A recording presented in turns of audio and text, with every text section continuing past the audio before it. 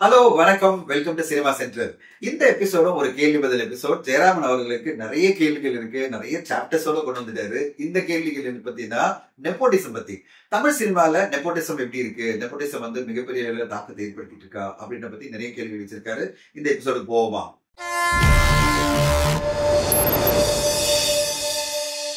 வணக்கம் சார். வணக்கம். இப்ப சமீபத்துல பாத்தீங்கன்னா சார், இப்போ விஜய் சேதுபதி சாருடைய பையன் வந்து ஒரு படம் நடிச்சாரு. மிக நிறைய விமர்சனங்களை வந்து அவர் சந்திச்சார். அந்த படம் சந்திக்கல, அவர் சந்திச்சாரு. சோ எக்ஸாக்டா நெப்போட்டிசம்னா என்ன சார்? நெப்போட்டிசம்னா அதுக்கான எக்ஸ்பிளைன். நெப்போட்டிசம் அப்படின்றது வந்து இங்க வந்து காலங்காலமா யூஸ் பண்ற ஒரு வேர்டு தான். இங்க தமிழ் சினிமா மட்டும் இல்ல, தெலுங்கு சினிமால பாத்தீங்கன்னா நெப்போ கிட்ஸ் அப்படின்வாங்க. நெப்போ கிட்ஸ் தான் டாமினேட் பண்றாங்க. நீங்க எடுத்தீங்கன்னா சிரஞ்சீவி ஃபேமிலி, நாகார்ஜுனா ஃபேமிலி அப்படிதான் எல்லாமே டாமினேட் பண்றாங்க அப்படின்னு அவங்க சொல்லுவாங்க. அது மாதிரி நிறைய ஃபேமிலிஸ் வந்து தெலுங்கு சினிமா டாமினேட் பண்றாங்க. இந்தி சினிமா பத்தி சொல்லவே வேணாம். இந்தி சினிமால இருக்கிற முக்கால்வாசி ஹீரோஸ் எல்லாம் பாத்தீங்கன்னா யாராவதுடைய ஒரு சன்னா இருப்பாரு, இல்லைன்னா வந்து டாக்டரா இருப்பாங்க.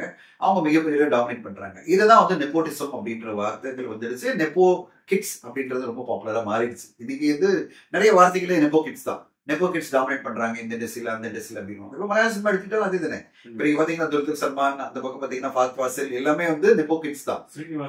சீனிவாசனுடைய சன்னும் சரி, அதே மாதிரி நீங்க வந்து வரிசையா நீங்க கல்யாணி பிரியதர்ஷன் எடுத்துக்கலாம். இந்த மாதிரி நிறைய ஹீரோயின்ஸும் சரி, ஹீரோஸும் சரி, எல்லாருமே வந்து ஒரு மிகப்பெரிய இயக்குனருடைய சன்னா இருக்கலாம், இல்ல மிகப்பெரிய நடிகருடைய பையனா இருக்கலாம். அப்படிதான் இருக்காங்க.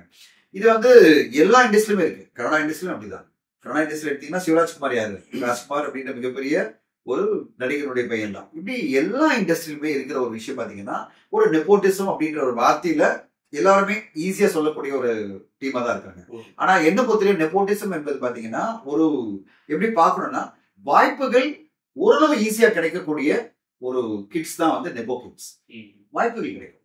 நெப்போ கிட்ஸ்க்கு பாத்தீங்கன்னா, அதாவது இந்த நெப்போட்டிசம் என்ற வார்த்தையை விட நெப்போ கிட்ஸ்க்கு என்ன கிடைக்கும்னா, வாய்ப்புகள் ஈஸியா கிடைச்சிடும். ஆனா அவங்க ஜெயிக்கிறதுன்றது அவங்க கையிலே கிடையாது. அது படைப்புகளை பொறுத்துதான் இருக்கு. எல்லா நெப்போ கிட்ஸும் ஜெயிச்சது இல்லை. தமிழ் சினிமாவில் மட்டும் இல்ல, எல்லா சினிமா இண்டஸ்ட்ரியிலும் பாத்தீங்கன்னா எல்லா நெப்போ கிட்ஸும் மிகப்பெரிய சூப்பர் ஸ்டார மாறிடுறது இல்லை.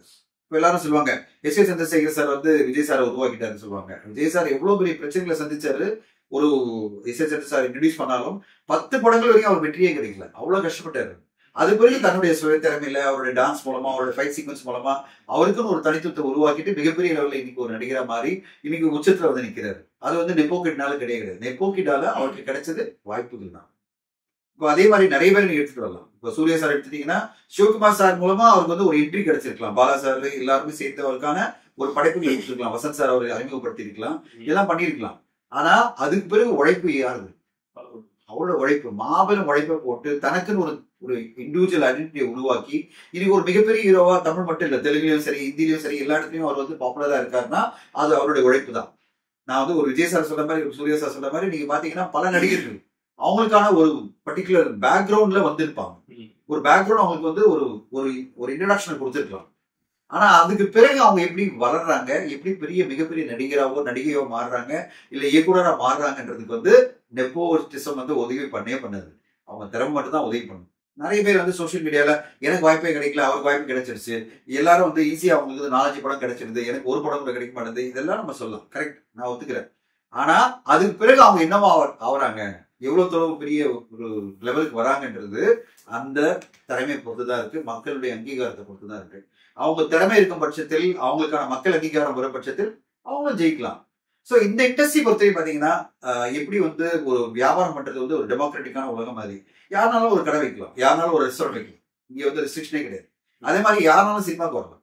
இப்போ பாத்தீங்கன்னா பல தயாரிப்பாளர்கள் வந்து அவங்க பழைய வந்து ஹீரோ ஆகணும்னு ட்ரை பண்ணிட்டு இருக்காங்க. பல தயாரிப்பாளர்கள், பல இயக்குநர்கள் எப்படி வந்து அவங்க மகனை வந்து நடிகர் ஆகணும்னு நினைச்சாங்களோ, அதே மாதிரி பல தயாரிப்பாளர்கள் இன்னைக்கு வந்து அவங்க மகனை வந்து நடிகர் ஆகணும்னு நினைக்கிறாங்க. நான் உதாரணம் சொல்ல, ரஜினி சார் வந்து அவருடைய பையனை அறிமுகப்படுத்துறாரு.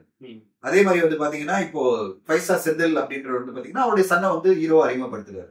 இங்க பாத்தீங்கன்னா சீனிவாசன் சார் ஒரு படம் எடுத்தாரு, ஓகேங்களா? அந்த படம் பாத்தீங்கன்னா ஒரு தயாரிப்பாளர் வந்து ஏற்கனவே ஜோ அப்படின்ற படத்தை எடுத்து அவருடைய பையனை ஏகன் அறிமுகப்படுத்துறாரு ஹீரோவா. இப்படி பல பேர், நான் சும்மா உதாரணம் 3 பேர் சொல்றேன், பல பேர் இருக்காங்க. பல பேர் வந்து அவங்களுடைய மகனை வந்து அறிமுகப்படுத்தணும் படம் எடுக்கிறாங்க. அது நெப்போட்டிசமா? கிடையாது. அது நெப்போட்டிசம் கிடையாது. அது வந்து அவருடைய பணம், அவர் இன்வெஸ்ட் பண்றாரு, அவரும் அவர் மகனை வச்சு ஒரு படம் எடுக்கணும் ஆசைப்படுறதுல தப்பு இருக்கு. அதே மாதிரிதான் ஒரு இயக்குனர் வந்து அவர் மகனை வந்து நடிக்க வைக்கணும்னு நினைக்கிறது நெப்போட்டிசம் கிடையாது. ஒரு தயாரிப்பாளர் எப்படி வந்து மகனை நடிக்க வைக்கிறது நெப்போட்டிசம் இல்லையோ, அதே மாதிரி ஒரு இயக்குனர் வந்து அவர் மகனை நடிக்க வைக்க நினைக்கிறது நெப்போட்டிசம் கிடையாது. அதே மாதிரி வந்து ஒரு இயக்குனர் வந்து தன் மகனுக்கு சப்போர்ட் பண்ணி அவன் எப்படியாவது ஹீரோ ஆகணும்னு நினைக்கிறதோ, இல்ல ஒரு நடிகர் வந்து தன்னுடைய மகனை வந்து நடிகனாக நினைக்கிறதோ, என்ன பொறுத்தவரை எந்த விதத்திலயும் வந்து குறை சொல்லக்கூடிய விஷயமே கிடையாது. அது என்னன்னா, அவங்களுக்கான வாய்ப்புகள் தொடர்ந்து வரும்னா ஒரு 2-3 படம் கிடைக்கலாம். அதுக்கு பிறகும் கிடைக்காது. அதுக்கு பிறகும் அவங்க நிலைநிறுத்திக்கல வச்சுங்க. அதுக்கு பிறகும் அவங்களுக்கான ஒரு சக்சஸ் கிடைக்கலன்னா, ப்ரொடியூசர்ஸ் எல்லாம் ஐயோ வேணாப்பா, இந்த பையனை வந்து மக்கள் பெருசா ரசிக்கல, எதுக்கு நம்ம இந்த பையனை வச்சு படம் எடுக்கணும் அப்படின்னு டிசைட் பண்ணுவாங்க. அதுக்கு பிறகு அந்த நெப்போ கிட்ஸ் இருக்கிற பிரச்சனை மிக பெருசு. ஏன்னா சினிமா வந்தாச்சு, வேற எந்த வழியும் போக முடியாது. முன்னாடியாவது சினிமா வரதுக்கு முன்னாடி வந்து ஒரு சாஃப்ட்வேர் கம்பெனி வச்சிருக்கலாம், இல்ல வந்து ஏதாவது ஒரு பிசினஸ் வச்சிருக்கலாம், ரெஸ்டாரண்ட் வச்சிருக்கலாம், ஏதாவது ஒரு பிசினஸ் பண்ணிட்டு இருக்கலாம்.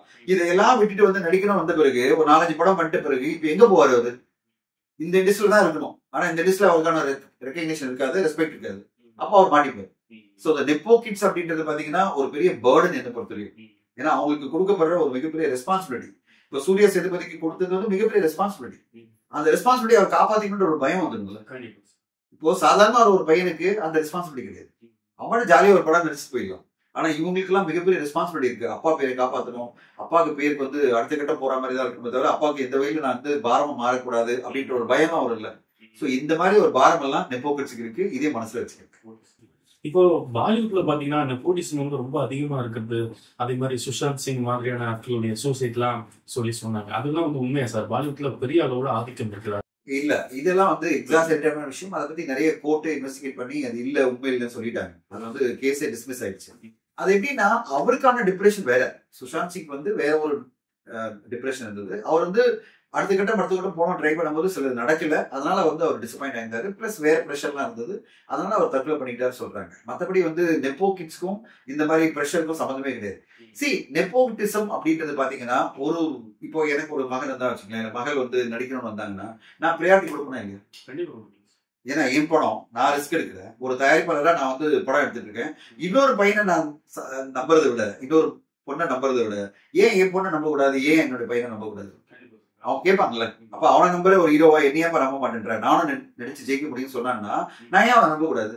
இது எந்த வகையில் நெப்போட்டிசம்? ஒரு பிசினஸ் எடுத்துக்கலாம். ஒரு பிசினஸ்ல நான் வந்து கஷ்டப்பட்டு ஒரு ஆர்கனைசேஷனை உருவாக்குறேன், ஒரு பெரிய பிசினஸ் உருவாக்குறேன். ஒரு ரெஸ்டாரண்டா இருக்கலாம், இல்லைன்னா ஒரு சாஃப்ட்வேர் கம்பெனியா இருக்கலாம், இல்லைன்னா ஒரு இண்டஸ்ட்ரியா இருக்கலாம், இண்டஸ்ட்ரியல் கம்பெனியா இருக்கலாம். இந்த கம்பெனி நான் வந்து அடுத்த கட்டமா யார்கிட்ட ஹேண்ட் ஓவர் பண்ணிட்டு போவேன்? மகனோ மகளுக்கு தான் கொடுத்து போவேன். அது நெப்போட்டிசமா? அவங்களுக்கு திறமை இல்லை, ஆனாலும் வந்து இவர் வந்து அவரை எம்டி ஆக்கிட்டாரு. ரிலையன்ஸ் அம்பானி வந்து திருபாய் அம்பானி யாருக்கு கம்பெனி ஹேண்ட் ஓவர் பண்ணாரு? ஒன்னு முகேஷ் அம்பானி, இன்னொன்று வந்து அனில் அம்பானி. இதுல முகேஷ் அம்பானி பெரிய ஆளா மாறிட்டாரு. அவர் தான் ஜியோல வச்சிருக்காரு. அனில் அம்பானி ரொம்ப கஷ்டப்படுறாரு. இப்போ நெப்போட்டிசம் வந்து 2 பேருக்கு ஹெல்ப் ஆச்சு. 2 பேரும் கம்பெனி தான் கொடுத்தது. அதாவது அவங்களுக்கான கம்பெனிஸ் வந்து அப்பா ஹேண்ட் ஓவர் பண்ணிட்டாரு. இவருக்கு வந்து ரிலையன்ஸ் இண்டஸ்ட்ரீஸ் கொடுத்தாரு, அவருக்கு ரிலையன்ஸ் கம்யூனிகேஷன் கொடுத்தாரு. அவரு அந்த கம்யூனிகேஷன்ல அனில் அம்பானியால மிகப்பெரிய லெவலில் ஜெயிக்க முடியல. அதனால நெப்போட்டிசம் அவருக்கு பெனிஃபிட் ஆகுது. அவருக்கு பர்டன் தான் மாறிடுச்சு. இப்போ அவரால் எவ்வளவு பெரிய ப்ரெஷர் இருக்கும் பாருங்க. என் அண்ணன் எங்கோ போயிட்டாரு, நான் இங்க இருக்கேன் அப்படின்ற ப்ரெஷர் வந்துருமா இல்லையா? சோ அதனால நெப்போட்டிசமே கிடையாது. அதெல்லாம் அது வந்து வேற. அப்பா வந்து என்ன பண்ணுவாரு, அவருடைய ஷேர்ஸ் யார் கொடுப்பாரு? மகனு தான் கொடுப்பாரு. அது மாதிரி தனக்கு இருக்கிற புகழை வந்து ஒரு நடிகர் யார் கொடுப்பாரு? தன் பிராண்ட் வேல்யூ தன் மகனுக்கு தானே கொடுப்பாரு, இல்ல மகளுக்கு தானே கொடுப்பாரு. எந்த வகையிலும் தப்பு கிடையாது இல்ல. ஆனா இந்த நெப்போட்டிசம் மூலமா அந்த டேலண்ட்ஸ் வந்து பல டேலண்ட்ஸ் வர்றது இண்டஸ்ட்ரிக்கு நல்லது. ஏன்னா ஒரு ஓப்பனிங் வரும். அந்த மகன் எப்படி நடிச்சிருக்கா, அந்த மகள் எப்படி நடிச்சிருக்கான்னு பாக்கிறதுக்காகவே ஒரு க்ரௌட் வரும். அது பிறகு அவங்க எப்படி பெர்ஃபார்ம் பண்றாங்க, அவங்களுக்கான ஒரு சக்சஸ் எப்படி கிடைக்குது, ஆடியன்ஸ் அக்செப்ட் பண்ணிக்கிறாங்களே பொறுத்துதான் அவங்களுடைய கண்டினியூட்டி இருக்கும் இண்டஸ்ட்ரியில. இல்லைன்னா அவங்க வந்து எந்த வகையிலுமே ஜெயிக்காம போயிடுவாங்க. பல நெப்போ கிட்ஸ் தமிழ் மட்டும் இல்ல, தெலுங்குல மலையாளத்துல வந்து சக்சஸ் ஆகுது. உங்களுக்கு தெரியல, தமிழ் நெப்போட்டிசம் கிட்ஸ் எல்லாம் நீங்க எடுத்தீங்கன்னா பல பேர் உங்களுக்கு சொல்ல முடியும். உதாரணமா பேர் சொன்னா அவங்க எல்லாம் அப்செட் ஆயிடுவாங்க. இப்போ அவங்க எல்லாம் பெருசா சைன் ஆக முடியலையே. அபிஷேக் பச்சனே பெரிய இந்திய எடுத்துக்கிட்டே அபிஷேக் பச்சன் பெரிய லெவல் சக்சஸ் ஆகல. தெலுங்குல இந்த மாதிரி பல நடிகர்கள், பல பெரிய பெரிய நடிகர்களுடைய பையன்லாம் பெருசா ஜெயிக்க முடியல. அவங்களாம் பெரிய நடிகர்கள் தான். அவங்களுடைய பையன்லாம் வந்து சூப்பர் ஸ்டாரா மாறல. இப்ப நீங்க எடுத்துக்கலாம், உதாரணம் எடுத்துங்களேன். நாகேஸ்வர அவர்கள் பையன் வந்து நாகார்ஜுனா, அவர் ஒன்னாவது டாப் ஸ்டாரா இருந்தார். ஆனா நாகார்ஜுனா பசங்க வந்து டாப் ஸ்டாரா வரல. இன்னைக்கு யார் டாப் ஸ்டாரா இருக்காங்க? அல்லு அர்ஜுன் இருக்காரு, ராம்சரண் இருக்காரு, ஜூனியர் என்டிஆர் இருக்காரு. எல்லாமே நெப்போ கிட்ஸ் தான். ஓகேங்களா? பெருசா வரல. சோ அப்போ நெப்போ கிட்ஸ்ன்றது இப்போ அவங்களுக்கு எல்லாம் இவ்வளவு பர்டனா இருக்கும் பாருங்க. என்னடா அது, அவன் வந்துட்டான், நம்ம வர முடியலையே அப்படின்னு கம்பேரிசன் இருக்கும். ஸோ அப்படிலாம் ஈஸியா நம்ம சொல்லிடலாம். வெளியில இருந்து ஈஸியா அவங்களுக்கு ஆப்பர்ச்சுனிட்டி கிடைக்குது அப்படின்னு நம்ம சொல்ல முடியுமே தவிர அவங்களோட பேர்டு நமக்கு தெரியறது இல்லை, அவங்களோட பிரச்சனை நமக்கு தெரியறது இல்லை. அவங்களுக்கு ஒரு ஈஸியான என்ட்ரி மட்டும் தான் சினிமா இண்டஸ்ட்ரி கொடுக்குமே தவிர நெப்போட்டிசம் மூலமா அவங்களுக்கு வெற்றிகள் கொடுக்காது. வெற்றிகள் அவங்க திறமை மூலமாகவும் நல்ல படைப்புகள் மூலமா தான் கிடைக்கும். Okay sir. இப்போ விஷ்ணு சார் வந்து ஒரு இன்டர்வியூல சமீபத்தில் சொன்னாங்க, அவங்களுடைய தம்பி இன்ட்ரடியூஸ் பண்ண இதுல, அதாவது தமிழ் சினிமாவில் இருக்கக்கூடிய நெப்போட்டிசம் வந்துட்டு வேற ஒருத்தவங்களோட வாய்ப்பு தட்டி பறிக்கிறது இல்லை, நாங்க ஒரு வாய்ப்பு கிரியேட் பண்ணி அவங்கள ஆக்டரா மாத்துறோம். சில இண்டஸ்ட்ரீஸ்லாம் அந்த மாதிரி இருக்குது. வேற ஒரு பையன் நடிச்சா கூட அவங்களுக்கு ஒரு ப்ரெஷர் இருக்கு, அவங்க வேண்டாம் என்னுடைய தம்பியோ என்னோட பையனோ போடுன்னு ஒண்ணு இருக்கு. அந்த மாதிரிலாம் இங்க நடக்கிறதே இல்லை அப்படிங்கிற மாதிரி விஷ்ணு சார் சொன்னாங்க. கரெக்டா தான் சொல்லியிருக்காரு. இப்போ விஷ்ணு சார் பொறுத்தவரையும் பாத்தீங்கன்னா அவருடைய சொந்த பணத்துல அவருக்கு காசு இன்வெஸ்ட் பண்ணி தன் தம்பி அறிமுகப்படுத்துறாரு ருத்ராவை ஓஎன் பேபியில. அவர் யாருடைய வாய்ப்பை தட்டி பறிக்கல, அவர் வேற ஒரு ப்ரொடியூசருடைய பணத்துல ரிஸ்க் எடுக்கல. தன் தம்பியை நடிக்க வைக்கணும் போது அவருடைய சொந்த காசை போடும்போது என்ன தப்பு இருக்கு? இதான் சொல்றேன். ஒவ்வொரு தயாரிப்பாளர் தன்னுடைய மகனை அறிமுகப்படுத்துறதோ இல்ல மகளை அறிமுகப்படுத்துறதோ இல்ல ஒரு டைரக்டர் தன்னுடைய மகனை அறிமுகப்படுத்துறதோ ஒரு நடிகர் அறிமுகப்படுத்துறதோ அவருடைய சொந்த காசுல பண்றதோ எந்த வகையிலுமே இண்டஸ்ட்ரி பாதிக்க போறது இல்ல. அவர் இன்னொருத்தோட வாய்ப்பை தட்டி பறிக்கவே இல்லை. எது தப்புன்னா இன்னொருத்தோட வாய்ப்பை போய் பிடுங்குறதா.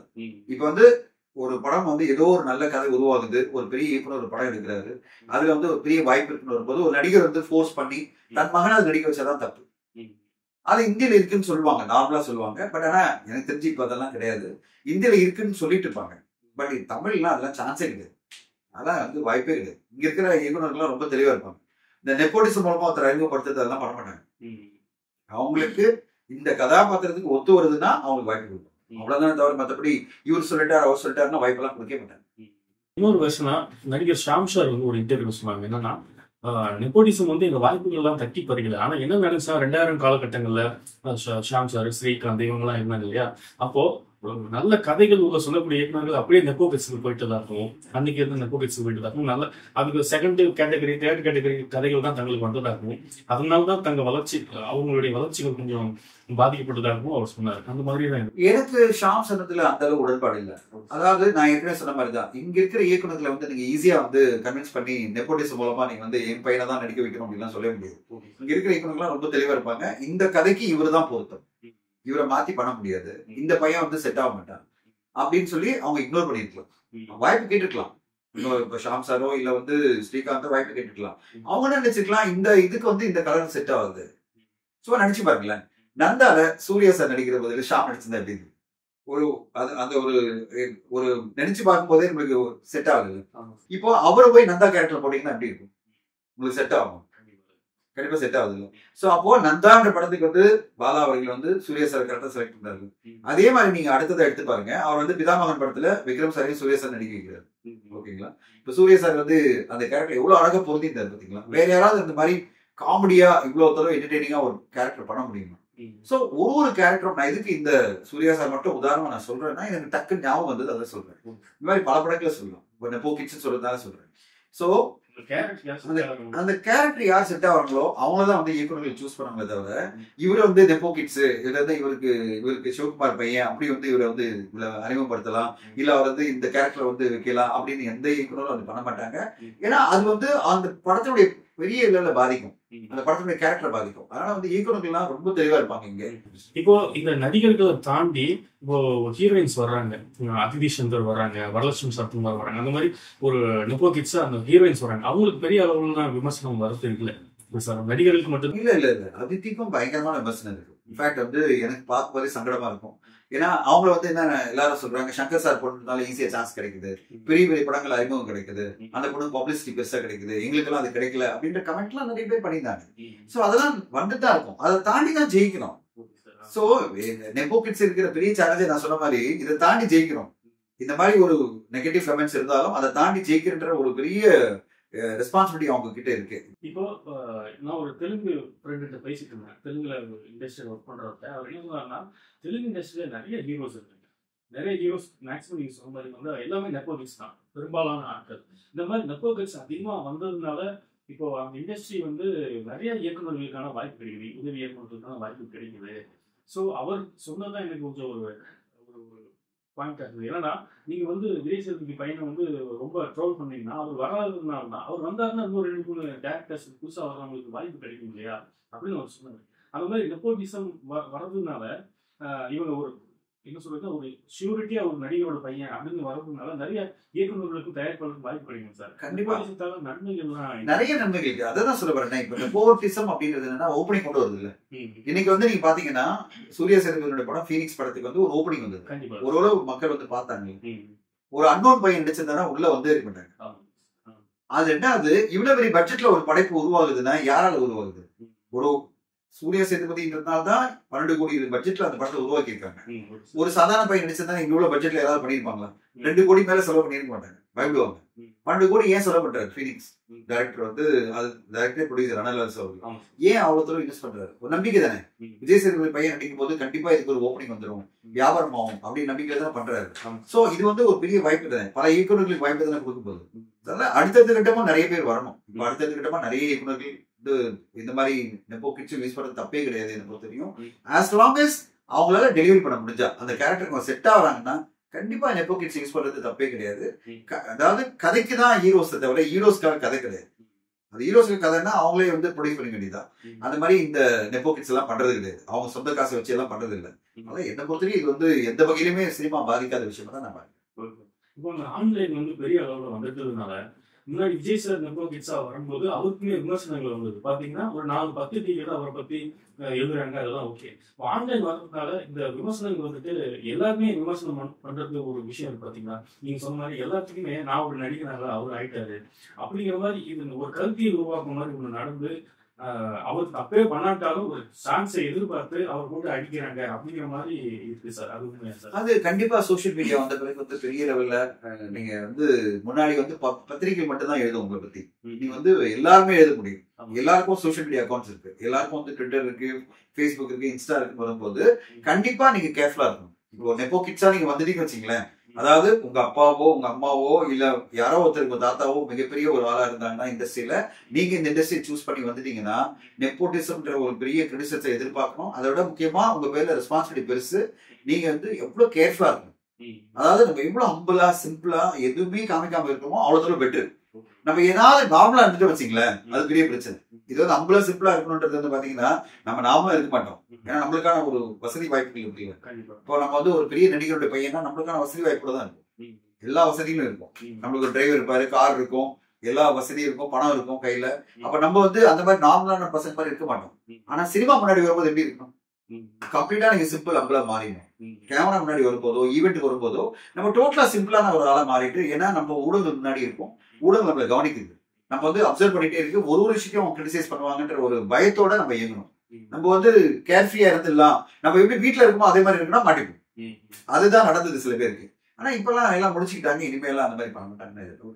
இப்போ ஒரு இயக்குனர் வந்து ஒரு கதையை இது பண்றாங்க, ஒரு கதையை இது பண்ணி அதை டைரக்ஷன் பண்றதுக்கு ரெடி ஆகுறாங்க. இப்போ ஒரு கிரியேட்டிவ் செலெக்ஷன் ஒன்று இருக்கு. அந்த மாதிரி இல்லாம ஒரு நெப்போ கிட்ஸை செலக்ட் பண்றாங்க. காரணம் என்ன, விஜய் சேதுபதி இருக்காரு, ஒரு பெரிய நடிகரோட பையனா அவருடைய இமேஜ் வந்து இவருக்கு உதவும், இது ஒரு பிசினஸ் பேக்கேஜ் டீல் அப்படிங்கிற மாதிரி ஒன்று கொண்டு வர்றாரு. இது வந்து இந்த கிரியேட்டிவ் அந்த சுதந்திரத்தை பாதிக்குதா சார்? 100% கிடையாது. அவங்க வந்து கொண்டு வரதே நீங்க சொன்ன பேக்கேஜிங் தான். அதாவது நம்ம ஒரு ப்ரொமோஷன் ஈவென்ட் கூப்பிட்டா அவர் வருவாரு, அவங்க அப்பா வருவாரு, அவங்க அப்பா வந்து படத்தெல்லாம் சப்போர்ட் பண்ணி தருவாரு. இல்லைன்னா விஜய் சேதுபதி இங்க வருவாரு. நீ உங்க படத்துக்கு ஒரு வேற ஒரு நடிகருடைய படத்துக்கு வந்து விஜய் சேதுபதி 2 தடவை வர முடியுமா? அவர் பையன்றதால அவர் வராருல்ல, அது உங்களுக்கு பெனிஃபிட் ஆகுதா இல்லையா? சோ ஒரு பேக்கேஜா பெனிஃபிட் ஆகும்போது ஏன் யூஸ் பண்ணிக்கூடாது? சோ அதுதானே ஒரு நெப்போ கிட்ஸ் நம்ம ஏன் யூஸ் பண்றோம்? ஏதோ ஒரு வகையில அவங்க அப்பா இல்ல அவங்க அம்மா இல்லைன்னா அவங்க சம்பந்தப்பட்டவங்க யாரோ ஒருத்தர் வந்து சப்போர்ட் பண்ணுவாங்களா இல்லையா? இப்போ ஒரு உதாரணம் சொல்றேன். இப்போ அஜய் திஷான் வந்து மார்கன் படத்துல அறிமுகமாயிருக்காரு. அவர் வந்து விஜய் ஆண்டனியோட சிஸ்டர் பையன். விஜய் ஆண்டனி எவ்வளவு சப்போர்ட் பண்ணி அந்த பையன் அந்த படத்தை வந்து இவ்வளவு பெரிய பட்ஜெட்ல ஏன் எடுக்கிறாரு? வெளி பையனுக்காக எடுத்தாரா? அவருடைய தங்கச்சி பையன், அவன் பையன் வந்து ஹீரோவா அறிமுகம் ஆனான்றதுக்காக அவர் ரொம்ப மெனக்கெட்டு அந்த படத்துல ஒரு இம்பார்ட்டன்ட் ரோலும் பண்ணிட்டு அவனை எப்படியாவது நிலைநிறுத்தணும் போராடுறாரு. அடுத்த படம் பாத்தீங்கன்னா சசிசா டைரக்ஷன்ல அவன் தான் ஹீரோ, அஜய் திஷான் ஹீரோ. இவரு ஒரு கேமியோ பண்றாரு, ஒரு ஸ்பெஷல் கேமியோ 20 நாள் நடிக்கிறாரு. சோ எக்ஸ்டெண்டட் கேமியோ சொல்லுவாங்க. சோ அந்த ரோல் நடிக்கிறாரு. இப்போ வேற படம் தான் நடிப்பாரா? வேற ஒரு ஹீரோ படத்துல நடிப்பாரா? நான் எதுக்கு உதாரணமா சொல்றேன்னா, அவர் வந்து அவன் பேரு திறமை மேல நம்பிக்கை இருக்கு. அஜய் வந்து நல்லா ப்ரூவ் பண்ணிருக்கான். இப்போ பாத்தீங்கன்னா மார்கன் படத்துல அவன் நல்ல பேர் வந்திருக்கு. இப்போ அஜய் திஷானா இன்னும் அடுத்த கட்ட கொண்டு போனோம்னா சசிசா டைரக்ஷன் வரும்போது இன்னும் பெருசாயிடும். அப்ப நம்ம கூட இருப்போம். இன்னும் 2-3 படத்துல இருந்தாலே போறோம். அது பிறகு அவன் நின்றுடுவான். அவனுக்கான ஒரு இடம் கிடைச்சிடும் தமிழ் சினிமால. அவரு நம்ம கூட இருக்கணும் அவசியம் கிடையாது. கரெக்டுங்களா? ஒரு காலகட்டத்தில் பாத்தீங்கன்னா விஜயகாந்த் அவர்கள் வந்து விஜய் சாருக்கு கூட இருந்தாரு, சூர்யா சாருக்கு கூட இருந்தாரு. பாத்துருக்கீங்களா? அந்த படங்கள்லாம் நடிச்சு அவங்களுக்கான சப்போர்ட் சிஸ்டமா இருந்தாருல, அந்த மாதிரி இப்ப விஜயாண்டனி வந்து அவருடைய சொந்த சிஸ்டம் எதுக்கே இருக்காரு, சப்போர்ட் சிஸ்டமா. தப்பு என்ன இருக்கு? சோ இது எல்லாமே ஒரு பேக்கேஜிங்கா பெனிஃபிட் ஆகுதா இல்லையா? எப்படி வந்து இப்போ 2-3 படத்துக்கு தான் இருப்பாரு விஜய் சேதுபதி, அது கூட இருக்க மாட்டாரு. நீங்க வந்து எப்ப பார்த்தாலும் எல்லா படத்துக்கும் வந்து சார் விஜய் சேதுபதி சார் உங்க பையன் நடிக்கிறார் வந்துருங்கன்னு சொன்னா, ஐயோ எத்தனை படத்துக்கு வருது, நான் ஒரு படத்துக்கு 2 படம் தான் வர முடியும், அவனே சொந்த கால் நிக்கட்டும்ல அப்படிதான் சொல்லுவாரு. அதனால எல்லா படங்களையும் இருக்க மாட்டாங்க, 1-2 படங்களை இருந்து சப்போர்ட் பண்ணி அவனை நிலைநிறுத்த வரையும் அவங்க கூட இருக்கிறது தப்பே கிடையாது. அது வந்து ப்ரொடியூசருக்கும் பெனிஃபிட், டைரக்டருக்கும் பெனிஃபிட். ஏன்னா படத்துக்கான ஒரு ஐடென்டிட்டி கிடைக்குது, ஒரு ரீச் கிடைக்குது இல்ல. கண்டிப்பா நம்ம வரவேற்கணும். அதுதான் இப்ப அதித்தி சங்கருடைய படம் அறிமுகமாகும்போது யார் சீஃப் கெஸ்ட் வராங்க? சங்கர் சார் வர்றாரு. அதித்தி அறிமுகமான படத்துல பாத்தீங்கன்னா சீஃப் கெஸ்டா சங்கர் சார் வர்றாரு. அடுத்த படத்துக்கும் சங்கர் சார் ட்வீட் பண்ணி சப்போர்ட் பண்றாரு. சோ ஏன் நடக்குது? தன் மகனோ இந்த இண்டஸ்ட்ரியை நிலைநிறுத்தணுன்றதுக்காக அவங்க வந்து எஃபர்ட் போடுறதுல தப்பு இருக்கு. நம்ம பண்ணுவோமா இல்லையா? அதான் அவங்க பண்றாங்க. இப்ப இந்த மாதிரி நெப்போ கிட்ஸ் நிறைய வர்றாங்க அப்படின்னு வச்சுக்கோங்களேன். அப்ப புதியவர்கள் வர்றதுக்கான, புதிய நடிகர்கள் வர்றதுக்கான வாய்ப்புகள் இருக்குமா சார்? உங்க கேள்விக்கு நான் பதிலா என்ன சொல்றேன்னா, இப்போ இந்த கரண்ட் இஷ்யூ, அதாவது ஜூலை இஷ்யூ ஆஃப் ட்ரேட் கைட்ல, தமிழ் சினிமா ட்ரேட் கைட்ல வந்து இந்த promising new talents future of Tamil cinema போட்டிருக்கோம். இதுல யார் நெப்போட்டிசம் நான் வந்து நீங்களே சொல்லுங்க.